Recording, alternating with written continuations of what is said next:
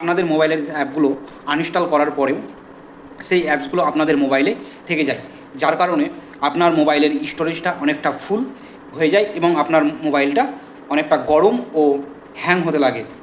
তো সেই সব অ্যাপসগুলো আপনারা কীভাবে ডিলিট করবেন সেটা এই ভিডিওর মাধ্যমে আপনাদের স্টেপ বাই স্টেপ দেখাবো। সেটা দেখতে হলে অবশ্যই আমার এই ভিডিওটি শেষ পর্যন্ত দেখতে থাকুন এবং সবাইকে শেয়ার করুন যাতে এই ভিডিওটি দেখে উপকৃত হতে পারে। তো প্রথমত আপনারা আপনাদের মোবাইলের প্লে স্টোরটিকে ওপেন করুন। প্লে স্টোরটি ওপেন করার পর ওপরে যে প্রোফাইলটি অপশান আছে সেই প্রোফাইলে ক্লিক করে নিচের দিকে ম্যানেজ অ্যাপস অ্যান্ড ডিভাইসে ক্লিক করুন। পর ম্যানেজ অপশানে গিয়ে যেই অ্যাপসগুলো দেখাচ্ছে এগুলো আপনাদের মোবাইলে এখন ইনস্টল হয়ে আছে। তো যেগুলো আপনার আনইনস্টল করা আছে সেটা আবার দিস ডিভাইসে গিয়ে নট ইনস্টলডে ক্লিক করলে আপনি দেখতে পাবেন এই সব অ্যাপসগুলো আপনারা এর আগে আনইনস্টল করেছেন। তো এই সব অ্যাপসগুলো যেগুলো আপনারা ডিলিট করবেন সেগুলো ক্লিক